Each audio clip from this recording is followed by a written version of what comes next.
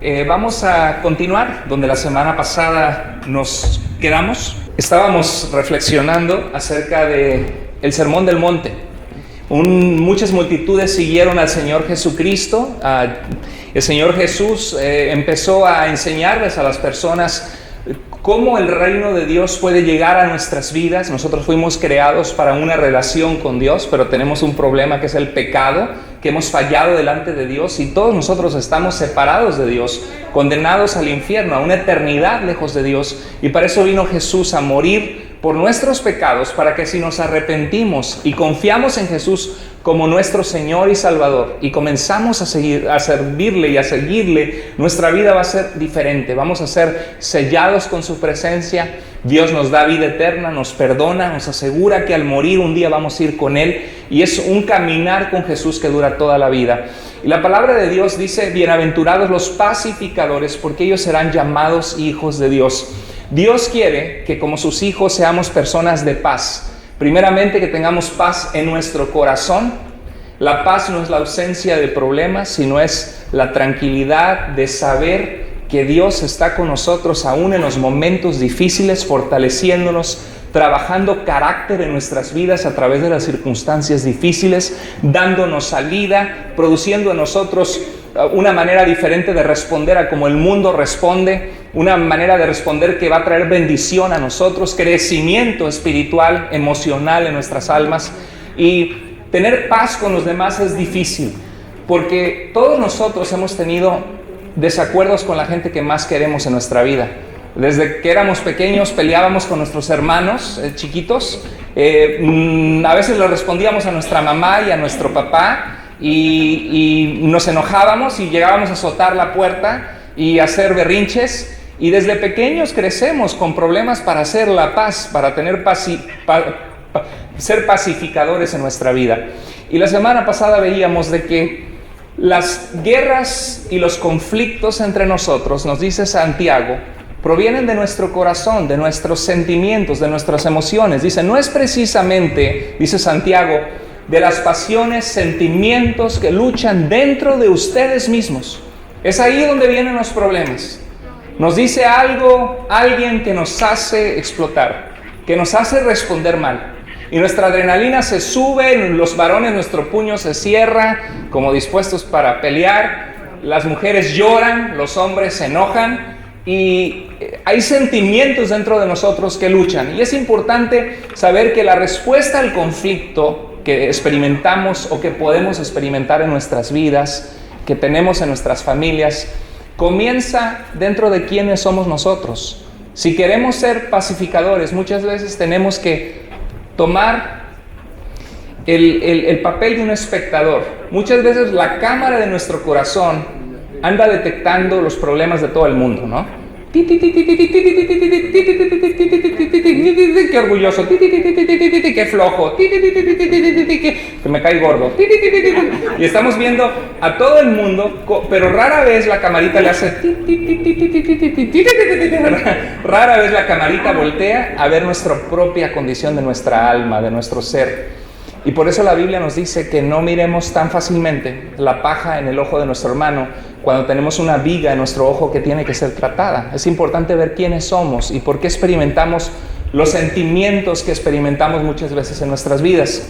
¿Por qué sentimos lo que sentimos y reaccionamos de la forma en lo que hacemos? Vamos a continuar viendo lo que vimos la semana pasada. Bueno, la semana pasada vimos que hay diferentes tipos de personalidades, de que algunos de nosotros somos más extrovertidos y nos gusta hablar, estar en contacto con la gente. Otros son más introvertidos, tienden a ser más callados, más calmados. Unos se orientan más en las personas, otros se orientan más en la tarea que están haciendo. Y todos estamos en diferente nivel de esa combinación de extrovertido, introvertido, enfocado en las tareas, enfocados en las personas. Y todas nuestras personalidades tienen puntos buenos, pero tienen puntos débiles. Y reflexionamos un poquito en eso, de conocernos y no ser tan rápidos a juzgar a otros, sabiendo que muchas veces lo que nos hace chocar es nuestra personalidad y que tenemos que aprender a ser humildes, como dice la Biblia, no viendo cada uno por lo suyo propio, sino cada cual considerando también a los demás, considerando que no solamente es ver el defecto en mi esposa, en mi esposo, en mi hermano, en mi hermana, sino ver si hay algo mal en nuestra propia vida, que está a veces pintando de colores el cristal a través del cual interpretamos la vida. Porque muchas veces alguien nos dice algo y sentimos que lo hacen para herirnos. Alguien nos dice algo, imaginamos cosas que no hay, porque el cristal de nuestros lentes está manchado por el pecado, por nuestras imperfecciones, por los daños que hemos recibido de niños en la familia en la que crecimos, por nuestro ambiente, por nuestra cultura, y todo comienza con nuestra personalidad. Nuestra familia de origen, ¿ustedes creen que nos afecta o no? Sí. ¿Cuántos de nosotros hay cosas de nuestro pasado, de nuestra vida, de la forma que nuestros padres nos criaron, que quisiéramos que hubieran sido diferentes? Quizá tus papás se divorciaron. Quizá tus papás tuvieron una separación. Quizá se mantuvieron juntos solo por el qué dirán de la sociedad, porque eran católicos y no querían que la gente los juzgara y el matrimonio es para toda la vida. Pero tu papá estaba desconectado emocionalmente de tu mamá de tu papá. Lo único que los unía era solamente ustedes como hijos. Pero qué alegría hubiera traído a nuestro corazón ver a nuestros padres expresarse amor, hablarse con cariño, hablarse bien, ¿no es cierto? Queridos hermanos y amigos, el mejor regalo, ¿cuántos de ustedes quieren tener hijos sanos, que encuentran una buena pareja, que les va bien en la vida? ¿A cuántos de nosotros como padres nos gustaría ver a nuestros hijos sufrir en un matrimonio que fracasó? Creo que a ninguno de nosotros. Sin embargo, es algo tan común, porque 1 de cada 2 matrimonios termina en divorcio, aunque se casan enamorados y queriendo ser muy felices. Pero por eso es importante que oremos por nuestros hijos desde ahora, que les enseñemos a nuestros hijos a buscar en una pareja cualidades y aptitudes correctas, que sepan su valor delante de Dios para que no se casen con un marido que los abusa y que las abusa, los pisotea, las golpea, que aprendan a fijarse lo que tienen que ver. Y muchas veces eso comienza en la casa, en el hogar. Y es difícil porque al crecer muchos de nosotros tenemos heridas, cosas que a veces no hemos superado bien en la disciplina que nuestros padres nos dieron, en las dinámicas de la familia. Pero mira lo que dice Dios en Éxodo 20, capítulo 20, versículo 6. Dios está, por cierto, estos son los 10 mandamientos. ¿Cuántos de ustedes han oído hablar de los 10 mandamientos? Levanten la mano. 10 mandamientos, muy bien. ¿Cuántos se lo saben? Ay. Sí, yo creo que si les pago una pizza, les picho una pizza a cada uno de ustedes por sabérselo. En una de esas ni una pizza sale, ¿eh? Porque, ¿cuáles son los 10 mandamientos? A ver, ¿quién me puede decir de ustedes cuál es el primer mandamiento? ¿Estás segura que amarás a Dios sobre todas las cosas es el primer mandamiento? ¿Saben qué? No es cierto. Pero ¿saben por qué creemos que es cierto? Porque todos nosotros, la mayoría de nosotros crecimos en un hogar católico o como católicos, y el catecismo nos dice que el primer mandamiento es amarás a Dios sobre todas las cosas. ¿Sabe que no es el primer mandamiento? Uno puede ir a la Biblia católica, se encuentra en Éxodo capítulo 20 y en Deuteronomio capítulo 5. Ahí están los 10 mandamientos, no en el catecismo, están en la Biblia. Y en la Biblia católica el primer mandamiento dice: yo soy el Señor tu Dios, que te saqué de una tierra de esclavitud, que te rescaté, le dice Dios a Israel. Y el primer mandamiento es: no tendrás dioses ajenos. O sea, no construirás en tu vida o pondrás en el trono de tu corazón, en lugar de Dios, el lugar que solamente a mí me pertenece, porque yo creé la vida, dice Dios. O sea, no rendirás adoración a ningún otro ser. No venerarás a nadie más en tu corazón, poniéndolo en mi lugar más que a mí, dice Dios. Ahora, ¿tiene derecho Dios a pedirnos eso? Por supuesto que tiene derecho, porque solo Él es Dios. Solamente Él dio vida a todas las cosas. Por eso el credo dice: creo en Dios Padre Todopoderoso, creador del cielo y de la tierra, de las cosas visibles e invisibles. Solamente Él es el Todopoderoso. Y el segundo mandamiento dice: no te harás imágenes de nada de lo que está en la tierra, ni en el cielo, ni debajo de la tierra, de nada de lo que hay que sea visible. Dice: ni te postrarás ante ellas, ni las adorarás. Entonces el catecismo, sabiendo que la cultura católica romana de la que todos nosotros venimos en el trasfondo, Sabemos que hemos crecido en la iglesia, ¿no? Que hay el santo San Charbel, San Judas Tadeo, que fue uno de los apóstoles. Muchos de los santos católicos fueron hombres de Dios. En la Biblia, déjame decirte, que la palabra santo significa alguien apartado para Dios. La palabra santo, agios en griego, kadosh en griego, fíjate, la palabra kadosh viene de cuando se quiebra una rama, crash, viene como el sonido que hace. Dios nos aparta para ser de Él, para que nos apartemos del mal y le pertenezcamos. Cuando nosotros pensamos en un santo, pensamos en alguien con ¿cómo se dice? Airola. Gracias por enseñarle al pastor que se le olvide el idioma. Airola. No, sí. Aureola. Y tienen su aura alrededor, dorada, ¿verdad? Y no hacen mal, ni matan ni una mosca. Y dicen, no, pues ellos son santos, yo nunca. Les tengo noticias.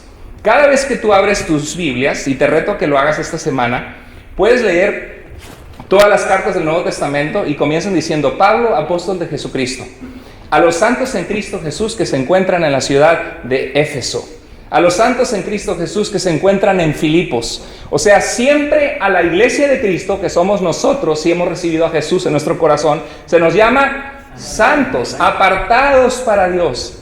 Dios quiere que nos apartemos del mal y que nos apartemos para hacer que nuestro corazón sea suyo, porque Él lo merece, porque nos dio la vida, porque nos salvó en una cruz.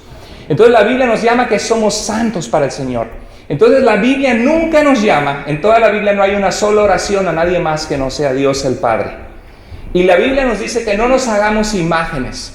Entonces, como venimos de ese trasfondo de San Charbel, San Judas Tadeo, y ¿saben cuál es el santo de los terremotos? Cuando hay un terremoto fuerte es San Goloteo. Los santos del enfermo del estómago es sanitario. Pero hay santos para todo, ¿verdad? Pero este pasaje dice, una vez que Dios nos dice que no nos hagamos imágenes, nada que no sea Dios en nuestra vida, nos dice la palabra de Dios, no te ¿qué? Inclinarás a estas imágenes, ni las honrarás. Porque hay gente que dice, no lo adoramos, lo veneramos, pero al caso es lo mismo. Es poner en tu vida en un lugar de alto honor, de dar reconocimiento, de orar, algo que no es Dios. Dice, ni los honrarás. ¿Por qué? ¿Por qué Dios no quiere que hagamos eso? Porque yo soy el Señor, tu Dios, el único. Soy fuerte, no hay nadie como yo, soy el Dios que creó la vida. Soy celoso. ¿Qué significa celoso? No significa que Dios es inseguro. Es más, los celos, nos dice el libro de Santiago, que son infundidos por el infierno y vienen de Satanás. Porque dividen familias, dividen matrimonios, dividen iglesias cuando alguien siente celos. Santiago nos dice que vienen de Satanás, del diablo. El diablo sintió celos de Dios. Y en Éxodo nos dice que Dios es celoso en el sentido de que Él sabe que no comparte su gloria con nadie. Que solamente Él es Dios y nadie más es Dios más que Él. Imagínate que tu esposo se casa contigo como mujer y te dice, Juana, María, Dalila, Damaris, que te diga, ¿sabes qué? Yo me caso contigo y los lunes y martes voy a estar contigo, pero los miércoles voy a estar con Petrita. Los jueves voy a estar con Alma. Los viernes voy a estar con Sandra. Y tú dirías, no, espérate, aquí no hay bodorio, ¿no? Aquí no nos casamos, ¿verdad? ¿Qué pasaría si te dijera, ¿sabes qué? El lunes voy a estar contigo, pero el martes voy a estar con Juancho, el jueves con Pedro. ¿No te gusta? ¿A quién de nosotros nos gustaría eso? A nadie, ¿verdad? Y a veces somos así con Dios. Tenemos en nuestra vida ídolos que levantamos en nuestro corazón. Y dice la Biblia que Él es celoso, que Dios solamente demanda la adoración. Por eso todas las oraciones de la Biblia son solo a Dios. Dice la Biblia, hay un solo mediador entre Dios y los hombres, 1 Timoteo 2:5, y ese solo mediador, el que intercede por nosotros, el único que intercede y ruega por nosotros, se llama Jesucristo. Eso nos dice la Escritura. Entonces, por eso el primer mandamiento nos dice esto, y el catolicismo lo quitó del catecismo, pero está en la Biblia católica y es el primer mandamiento dado por Dios. Este es el segundo. Y dice, ni lo honrarás porque yo soy el Señor tu Dios, fuerte, celoso, que visito. Mira lo que dice Dios. Yo visito, yo veo la maldad, ¿de quién? De los padres sobre los hijos, hasta la tercera y cuarta generación de los que me aborrecen. O sea, Dios está diciendo, a mí no se me pasa nada. Y veo con tristeza cómo la maldad de los padres es un ejemplo para los hijos, que muchas veces los hijos repiten los errores de los padres o lo que aprendieron en casa. Dice, y que hago misericordia. Qué bueno es nuestro Dios. Dios es un Dios que puede rescatar nuestro pasado, puede rescatar la familia de origen en la que nacimos, puede rescatar un matrimonio destruido por el pecado, destruido por las inmadureces y las inseguridades, una familia destruida por la codicia, lo que sea. El Señor lo puede rescatar. Pero dice que hace misericordia a millares. ¿A quiénes? A los que me aman. ¿Cuál es la clave para que Dios rescate nuestra vida? Si aprendimos un patrón de conducta de nuestros padres que no nos gustó y queremos ser diferentes por nuestros hijos y para Dios ser diferentes, ¿cuál es la clave? Amarle al Señor. ¿Y qué más? Guardar, atesorar lo que Él nos ha mandado hacer. Cuando tú atesoras algo, ¿qué haces? Lo cuidas, lo pones en un safe a lo que cuesta. Es más, hasta compramos un carro y a veces hasta nos estacionamos lejos para que no abra alguien la puerta, ¿no? Y si alguien lo rayó, nos bajamos del carro y ¡ay, se me acabó el mundo! Me lo rayaron, ¿verdad? Y hasta le borras ahí. ¿Por qué? Porque valoramos nuestro carro nuevo, nuestro baby, ¿no? Y la Biblia nos dice de que Dios visita la maldad del padre sobre los hijos en los que le aborrecen, pero ¿qué hace? Hace misericordia a millares, a los que le aman y ¿qué? Y guardan sus mandamientos. Entonces, ¿quieres que Dios rescate tu familia de origen? Ámale al Señor, guarda sus mandamientos, porque Dios puede rescatar tu pasado, tu vida. Qué interesante, ¿verdad? Que lo que los padres hacen nos afecta en mil maneras. Mire, la personalidad y el carácter y experiencias de nuestros padres nos afectan. No sé, si alguno de nosotros tuvo un padre colérico de personalidad, explosivo, enojón, que explotaba, que gritaba constantemente, de alguna forma nos afecta. Crecemos con cierta ansiedad, con cierto temor, y a veces aprendemos que la respuesta a los problemas es reaccionar gritando, porque lo vimos en casa. Si nuestros padres expresaban o no amor, nos afecta. ¿Cuántos de ustedes, siendo sinceros, les hubiera gustado que su papá, o a lo mejor es el caso de tu mamá, te dijera, hijo, te amo, hijo, te quiero, y te diera un abrazo? La mayoría de nuestros padres, la generación de nuestros padres no era tan expresiva, ¿verdad?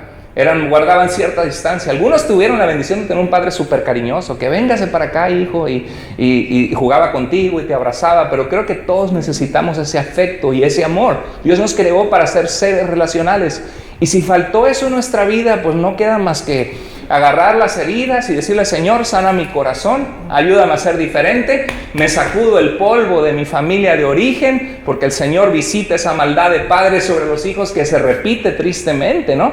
¿Cuántos padres hay que se divorciaron y los hijos otra vez se divorcian? El papá golpeaba a la mamá, la hija, ¿qué hace? Se busca un marido igual que después la domina y la golpea. Y creo que en Cristo hay que ponerle alto a esas cosas, sacudirnos lo del pasado y ponernos la ropa nueva del Señor. Y toma tiempo empezar porque hemos aprendido cierta respuesta a los problemas, cierta manera de tratarnos en la familia. Y toma tiempo empezar a hacer cambios y ser diferentes. Miren, el aspecto socioeconómico de nuestros papás nos afecta. Si quizá hubo mucha pobreza en nuestra casa y nuestros papás siempre se quejaban de la falta de dinero, muchas veces el niño crece y ¿cuál es su meta en la vida? Voy a hacer billete, voy a hacer dinero. ¿Para qué? Para que no nos falte lo que me faltó a mí creciendo en casa. ¿Ahora hay algo malo en eso? Depende con qué actitud lo estás acercando. Si dices, quiero salir adelante, Señor, en tus manos me encomiendo, en ti está el dar, y Señor, pero tú conoces mi corazón. Si esto, como diría dice la palabra de Dios, Señor, no me des pobreza ni riqueza, no me des pobreza que tenga que robar, ni me des riqueza que me aparte de ti y diga quién es Dios. Porque muchas veces hay gente que lo peor que Dios podría hacer es bendecirte económicamente. Porque el momento que te vieras con dinero te lo vas a gastar en donde no debes. Te vuelves a la botella, a las drogas, te vas a comprar cosas que no debes, te olvidas de Dios ¿Y sabes qué pasa cuando nos olvidemos de Dios? Nuestra vida se va por la coladera, se va para abajo, porque fuimos creados para Dios y la bendición de la vida se encuentra solo de su mano. ¿Amén? Solo de la mano del Señor, solo Él puede darnos lo que el dinero no puede darnos. El número de hijos y el espacio de hijo donde naciste, ¿tú sabías que afecta tu personalidad, tu carácter? Las cosas con las que batallas en tu vida afectan según el espacio, el lugar en la familia donde naciste. Vamos a ver, nuestro lugar de nacimiento afecta. Por ejemplo, esta niña es la que nació primero. Y la vemos en esta foto, ¿qué está haciendo?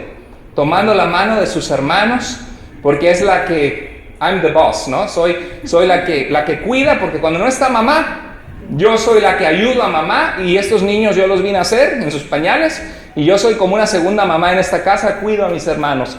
El segundo nacido y la última, la chiquita, que ahora es la consentida, la que hay que cambiar los pañales, la que hay que atender, hay que darle leche. Nuestro lugar de nacimiento afecta y cambia con el tiempo. Vamos a ver una ilustración. Volteen a ver las pantallas. La podemos ver con la cámara igual, a las pantallas, para que puedan ver todos esta ilustración. Adelante. No. Turns. Sticky turns. Primer hijo. Cute. Delete it. Cute. By their second kid, every mom is an expert and more likely to choose loves than first-time moms. I think your kid's eating sand. Okay. Cute. Live, learn, and get loves. Hay una diferencia, ¿verdad? Cuando es un primer nacido es cuidado que algo le pase y le voy a enseñar y estas son las tarjetas, y a mi hija le poníamos el ABC, A, B, C, D, E, F, G, y le teníamos que A, B, C, D, E, F, G. ¿Para qué? Para que aprenda a leer, para que sea una niña lista. Le dedicamos más tiempo. Cuidado, no te vayas allá, y cuidado, no te vayas acá, y no metas la dedo en el enchufe, y no te vayas a morder el perro, ¿verdad? Pero ya con el tiempo nos hacemos menos paranoicos porque pues han sobrevivido los niños, y al segundo, ahí está, nada más échale un ojo. Y el siguiente, ¿y dónde anda el niño? Pues quién sabe, hace 3 horas que no lo veo, ¿no? Y cuando hay silencio, cuando de repente, ¿dónde está la niña? ¿Dónde está el niño? Y hoy es un silencio absoluto, aguas, cuidado, porque algo están haciendo que no deben hacer o metiéndose en problemas. Entonces, el orden de hijos afecta. Por ejemplo, el primer nacido, como nosotros les pusimos esfuerzo en sus vidas, era nuestro primer hijo, felices de tenerlo, generalmente los padres ponemos mucha presión que se comporten bien. No hagas esto, no hagas lo otro, y tienes que portarte así, y te tienes que lavar los dientes, y tienes que hacer esto. Entonces tienden a ser personas que crecen siendo responsables. Claro, hay excepciones según si fueron hombres, si fueron mujeres, el número de espacio entre los años entre un hijo y otro. Esto es algo general. Hay un consejero cristiano, psicólogo, que se llama Kevin Leman, que desde 1967 ha estado estudiando cómo el orden de nacimiento afecta nuestra personalidad, nuestras fortalezas y nuestras debilidades. Entonces, generalmente, solo para que se den una idea, como dicen en inglés, a vuelo de pájaro, por arriba, nada más verlo rápido, el primer nacido tiene a ser personas que logran cosas, que tienden a ser confiables. Concienzudos es que no rápidamente gastan el dinero, sino ven, por ejemplo, piensan las cosas a veces antes de hacerlo, usan su conciencia. Tienden a ser más ordenados, estructurados, más cautelosos, porque los papás decían cuidado, y ordena esto y levanta tus cosas. Más también controlador, porque sus papás fueron así con ellos, y cuando nacen los hermanos, ¿quién es el nuevo jefe en la casa? Pues la mayor o el mayor. Logran cosas. Miren, de los primeros 21 astronautas, ¿cuántos de ustedes saben que ser astronauta es algo muy difícil? Tienen que ser súper inteligentes, con grados de ingeniería. Los primeros 21 astronautas que llegaron a la Luna, ¿saben? 19 de los 21 eran firstborn, primer nacido, y los otros 2 eran hijos únicos. Los primeros nacidos tienden a ser más inteligentes. Generalmente, en todos los estudios, generalmente el primer nacido es más inteligente. Busca aprobación, porque eso buscaba de los papás siendo el primero. Domina, es perfeccionista. A veces está hablando y saca el oxígeno de un lugar porque domina. El segundo nacido tiende a ser pacificador porque sus hermanos se peleaban en medio de ellos. El segundo nacido generalmente nació y era el más chiquito. Y entonces se volvió la atención que le cambiaban los pañales, le daban leche, lo querían. Pero ¿qué pasó? Después llegó un usurpador o una usurpadora. Nació otro. Entonces al primero le dieron mucha atención. Y ahora la atención que le empezaba a gozar, se la dan a uno más chiquito. Y lo desplazan. Es el sándwich.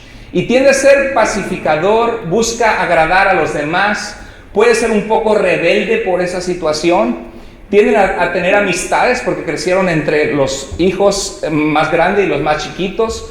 Tienden a ser justos, entiende, coopera, es flexible. Generalmente nacido en medio, así tiende a ser. Son los más fieles generalmente en una relación matrimonial, los que son nacidos en medio. Tienen cosas buenas, cosas malas, pero ¿sabes qué? A veces hay heridas profundas. Es más, aquí mismo en nuestra iglesia y en nuestra congregación y gente que nos ve en el video, hay personas entre ustedes que a ti has crecido con cierto rencor contra un hermano menor o quizá contra un hermano mayor, porque te sentiste desplazado cuando creciste. Y muchas veces la atención de tus padres se volcó sobre el mayor o sobre el más chiquito y tú te sentiste hecho a un lado y es una herida en tu corazón. Si tocamos tantito ahí dentro de tu corazón, duele. Hay algo que dices, es que yo me siento que me hicieron diferente que mis otros hermanos, me hicieron el fuchi o me hicieron a un lado. ¿Qué hay que hacer con esas heridas? No podemos cambiar el pasado, ¿verdad que no? Entonces lo que podemos decir es, Señor, sánalo. Padre, Señor, sé que mis papás hicieron lo mejor que pudieron y sé que no es fácil tener hijos y ser papá. Señor, yo sé que mi valor no viene de cómo me trataron o si mis papás fueron justos o injustos conmigo. Señor, mi valor viene de ti, que me das nueva vida, que me amas, que tú dices que recoges al desamparado, que tu palabra dice que aunque mi padre y mi propia madre me abandonaren, como algunos de ustedes experimentaron en su vida, dice, con todo el Señor me recogerá. Porque el amor que Dios tiene por ti es algo que suple cada necesidad. Y aunque tus papás y tus mamás te hayan abandonado de pequeño o de adolescente, o te hayas sentido que tu papá se fue o tu mamá se fue, el amor del Señor cubre esa necesidad y más, si nos dejamos amar por Él y si nos refugiamos en Él y encontramos nuestro valor en Él. Amén. El más pequeño tiende a ser el centro de atención. El 90% de comediantes famosos que vemos en la televisión y en los programas, el 90% son los más pequeños de su familia. ¿Por qué? Porque era chiquito y la gente se reía. Ja, ja, ja, mira lo que está haciendo el chiquito. ¿Por qué? Porque ya casi ni lo pelan. Pues ya tienen 3, 4 hijos, ¿verdad? Como el comercial que vimos que chupó él.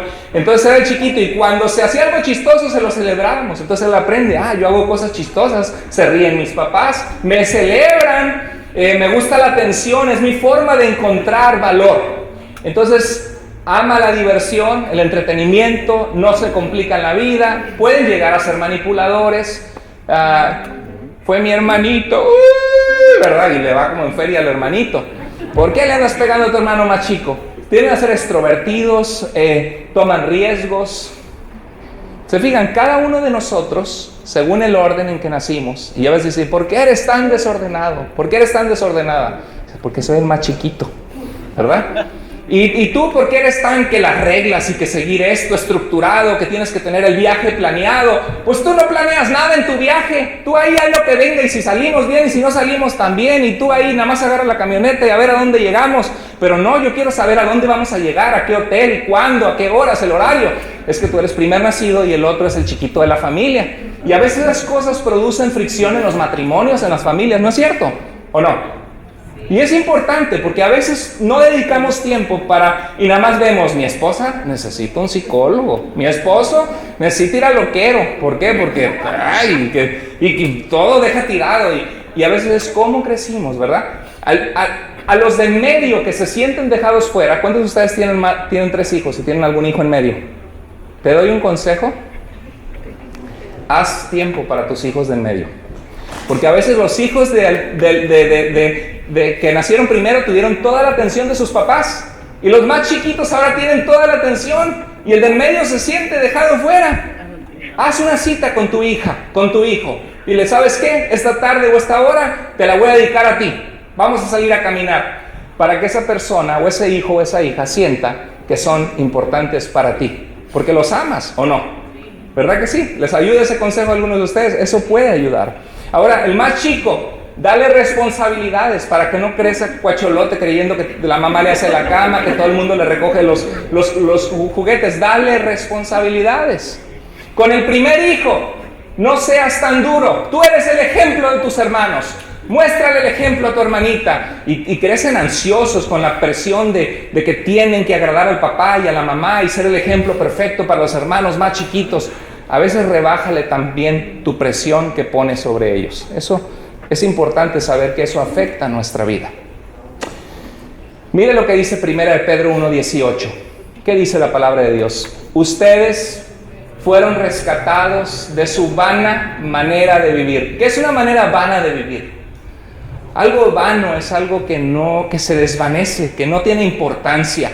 Algo que es solamente para el orgullo y la vanidad personal. Algo vano.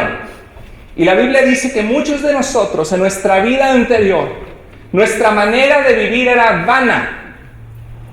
¿En dónde invertíamos nuestro tiempo? Pues con los cuates, con las chelas, y nos íbamos acá, y en mi camioneta, buscaba la mejor camioneta con los rines más caros, y tenía atrás en letras gigantes, Hernández, ¿verdad? O puro Guanajuato, o arriba Jalisco, ¿no? Y veíamos cosas que realmente son vanas, de vanidad, para exaltarnos y que los demás vieran la trocota, aunque debemos 3 meses y casi nos la quitan, pero los demás vean que somos exitosos y que vean las fotos, como decía el hermano en Facebook, ¿no? De México, y vean, wow, le está yendo bien en Estados Unidos. Y no saben, y tenemos la trocota, ¿no? Y mi casa, no, otro día vamos, porque nos está cayendo, pero el departamento, pero traigo mi buen carro para que vean que no me falta nada. Pero la Biblia dice que muchos de nosotros, nuestra forma de vivir en el pasado era vana. ¿Cuántos de nosotros estamos de acuerdo que la vida sin Cristo es una vida insípida? ¿Cuántos de ustedes cambiarían el haber encontrado a Jesús, lo que ahora tienes en Cristo, por la vida que vivías hace 5 años atrás? Creo que lo que Dios da es algo que nadie nos puede quitar, porque encontramos valor, seguridad, confianza en saber que el Dios que hizo el mundo nos ama, que no necesitamos agradar a los demás para estar bien, pero hay que agradar a Dios, someternos a Él, y Él nos ayuda a tener mejores relaciones, más sanas con la gente que más amamos en nuestras vidas. La Biblia dice que nosotros recibimos muchas veces esa vana manera de vivir. ¿De quién? De nuestros padres, que muchos de ellos hicieron lo mejor que pudieron, nos trataron de dar una religión para que tuviéramos buenos principios en nuestra vida o amor a Dios, de acuerdo a lo que ellos conocían. A veces nos dieron una religión nada más, ¿verdad? Que se bautizaba al niño y después iban a la cantina todos, y había falta de entrega a Dios, de santidad, de amor. A veces la manera que trataba nuestro papá, nuestra mamá no fue el mejor ejemplo. O a lo mejor nuestro papá nos abandonó a nuestra mamá, o nuestra mamá se fue de la casa. Y muchas veces venimos como con un costal arrastrando esas cosas en nuestra vida. Nos paralizan de poder tener una familia sana en el presente. Y a veces hay que entregarlo al Señor y decirle: Señor, vengo arrastrando este costal, necesito tu ayuda, tu sanidad. Es un proceso muchas veces, ¿verdad? Porque es una herida que está en nosotros y que requiere rehabilitarse. Por ejemplo, mi papá fue el hijo número 16. Estaban tremendos mis abuelos, no había televisión en ese entonces. Fue el hijo número 16. Y 9 se murieron. Cuando nació mi papá, el más chico de los 16, ¿qué haces tú si se te murieron 9 hijos? Los amaste, los quisiste, les diste tu amor, tu cariño, y de repente se te mueren. No quieres repetir lo mismo. No te acercas tanto a amarlos y decirles: hijo, te amo, te quiero. Y mi papá no tuvo eso en su vida. Entonces a mi papá le costaba trabajo expresar amor. Y mi mamá siempre estaba atrás: dile a tus hijos que los quieres. Ellos saben que los quiero. Pero era muy difícil que mi papá pudiera decir: hijo, te amo, te quiero. Ya cuando estaba al final, en cama, se volvió un hombre de oración. Nos dijo: perdónenme.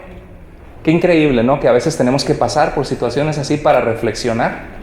Y yo hubiera anhelado más ese amor de mi papá. Y le doy gracias a Dios porque fue fue un buen hombre, porque hubo cualidades muy bonitas que él tuvo y nos guió en el camino de Dios con mi mamá, y eso es algo que siempre voy a estar agradecido. Gracias a Dios por eso. Pero obviamente ninguno de nosotros tuvo un padre perfecto. Tuvieron fallas nuestros padres. Pero la pregunta es, ¿cómo podemos nosotros no continuar la cadenita? Que es cuando yo vea a mi hija, yo le puedo dar un abrazo y decir, hija, te amo, te quiero, hija, y poder abrir mi corazón y hablar con ella y no repetir lo que mis abuelos hicieron con mi papá, hacer lo mismo yo. Si viste tú un mal ejemplo, que tu papá era mujeriego y que tu papá tenía mujeres y las traía y trataba mal a tu mamá, no repitas lo mismo que tú viste que no te gustó en tu hogar. Cambia esa vana manera de vivir de tus padres. Algunos están aferrados a una religión. Dicen, es que mis papás me dieron esta religión, aquí me quedo y aquí me muero. Y sí es verdad, yo reconozco que hay muchas sectas, que hay falsas enseñanzas, que hay malos ejemplos, que la gente dice, es que me da miedo ir a una iglesia porque no sé si tienen la verdad o no, si me van a engañar. Pero ¿sabes qué es lo más lindo? Que Dios nos dejó su palabra, y que esta palabra y la presencia de Él nos guía a toda verdad, y que si tú la abres y quieres conocer a Dios, te vas a dar cuenta cuál es la verdad, sin que nadie te tenga que convencer o que te tengan que lavar el cerebro, porque el Señor va a lavar tu corazón y tu mente para que comprendas su palabra y puedas ser la persona que Dios quiere que seas. Ese pacificador, ese hombre de Dios, esa mujer de Dios, ese padre de familia, esa mujer de familia, ese joven o jovencita que va a encontrar una buena pareja y empezar una familia diferente con el Señor, porque permites que la palabra de Dios guíe tu vida. Es la mejor manera de ponerle fin a la vana manera de vivir que nosotros recibimos de nuestros padres. Todos nosotros tenemos cosas que tenemos cargando, que tenemos que traerle al Señor el costal. ¿Y qué dijo Jesús?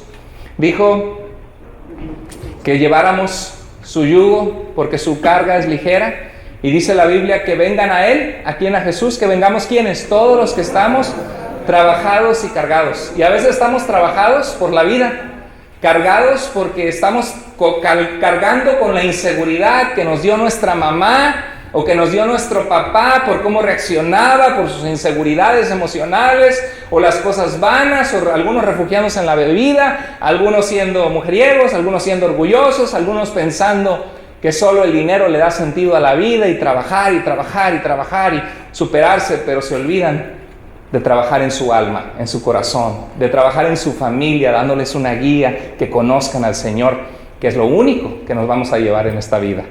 Todo lo demás se va a quedar aquí. Solamente el Señor puede cambiarnos y darnos una vida diferente.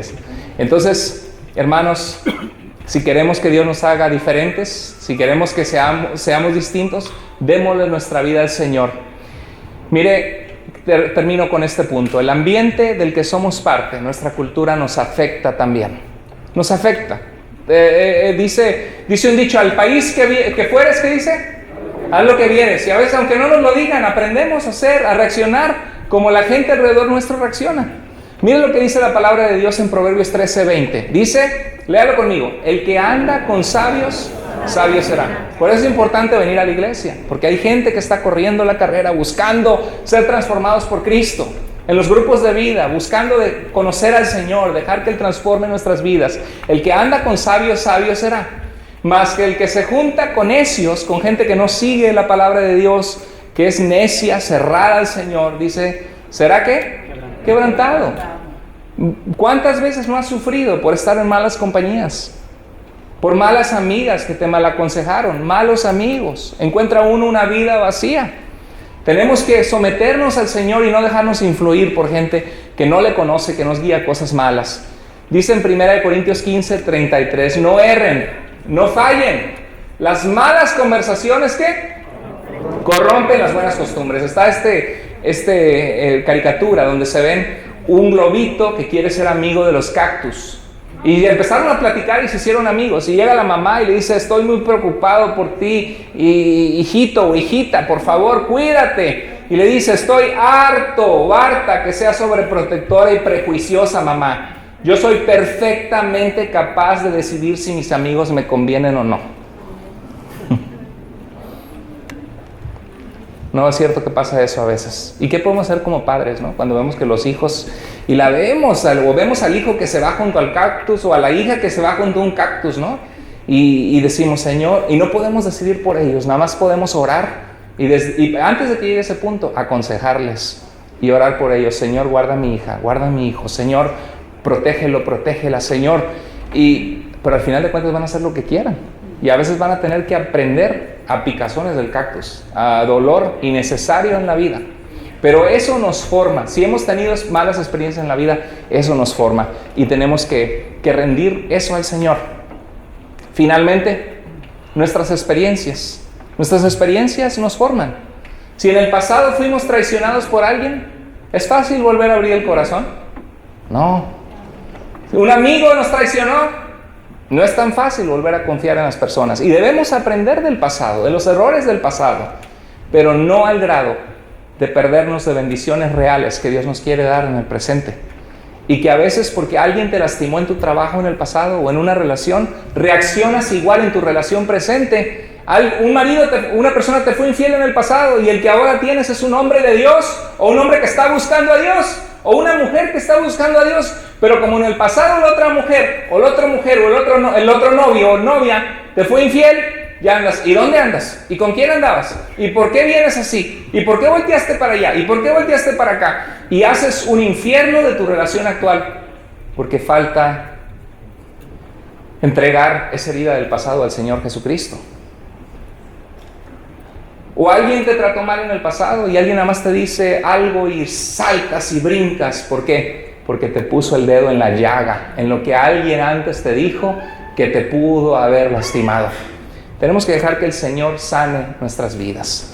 La siguiente semana vamos a continuar analizando un poquito de esto y vamos a analizar cómo muchas veces, cuáles son las cosas que traen conflictos en nuestras vidas.